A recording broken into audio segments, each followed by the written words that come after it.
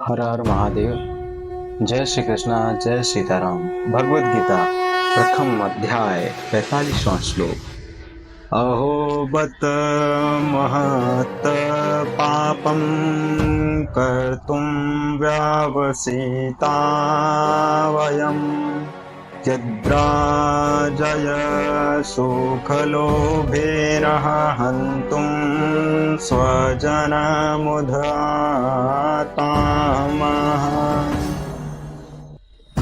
ये दुर्योधन आदि दुष्ट हैं, इनकी धर्म पर दृष्टि नहीं है, इन पर लोभ सवार हो गया है, इसीलिए ये युद्ध के लिए तैयार हो जाए तो कोई आश्चर्य की बात नहीं। परंतु हम लोग तो धर्म अधर्म कर्तव्य अकर्तव्य को पुण्य पाप को जानने वाले हैं। ऐसा जानकर होते हुए भी अनजानन मनुष्यों की तरह हम लोगों ने बड़ा भारी पाप करने का निश्चय करके विचार कर लिया है।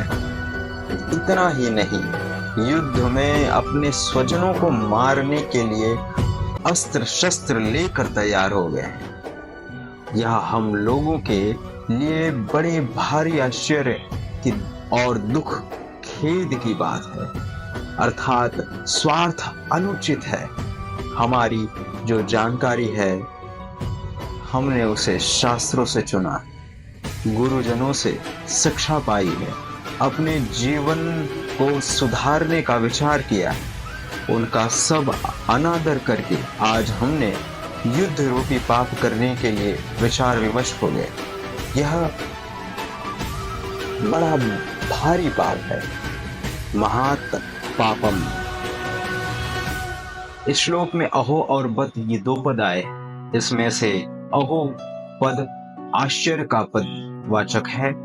आश्चर्य यही है कि युद्ध से होने वाले अनर्थ परंपराओं को जानते हुए युद्ध में क्या होगा, युद्ध का परिणाम क्या होगा, यह सब जानते हुए भी हम लोगों ने युद्ध रूपी बड़ा भारी पाप करने का पक्का निश्चय कर लिया है।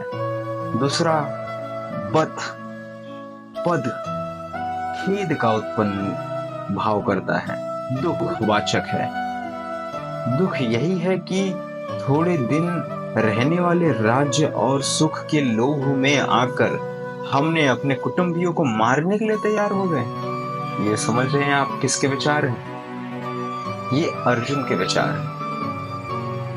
ऐसे अर्जुन सोच रहा है, उसके ज्ञान उसके लिए बाधा साबित हो रही।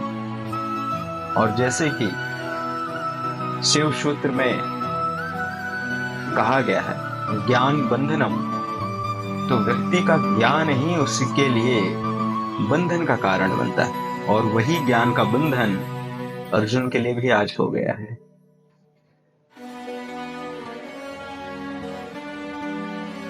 यहाँ अर्जुन की दृष्टि युद्ध रूपी क्रिया की तरफ है। वे युद्ध रूपी क्रिया को दोषी मानकर उसे हटाना चाहते हैं, परंतु वास्तव में दोष क्या है, इस तरफ अर्जुन की दृष्टि नहीं। युद्ध में कौटुंबिक मोह स्वार्थ काम ही दोष है। आप युद्ध में हो और आपके अंदर जो भावनाएं हैं वो स्वार्थ और मोह की भावना और काम, ये सब दोष है। पर इधर दृष्टि न जाने के कारण अर्जुन यहाँ आश्चर्य और खेद प्रकट कर रहा है, जो कि वास्तव में किसी भी विचारशील धर्मात्मा शूर वीर क्षत्रियों के लिए उचित नहीं है। अगर युद्ध करने वाला युद्ध में खड़ा होकर ऐसे विचार करे तो ये युद्ध करने वाले के कर्म के ऊपर बड़ा संदेह प्रकट करता है। उसके धर्म की क्षति वहीं से शुरू हो जाती है। हर हर महादेव। जय श्री कृष्णा, जय सीताराम। फिर मिलेंगे अगले श्लोक में।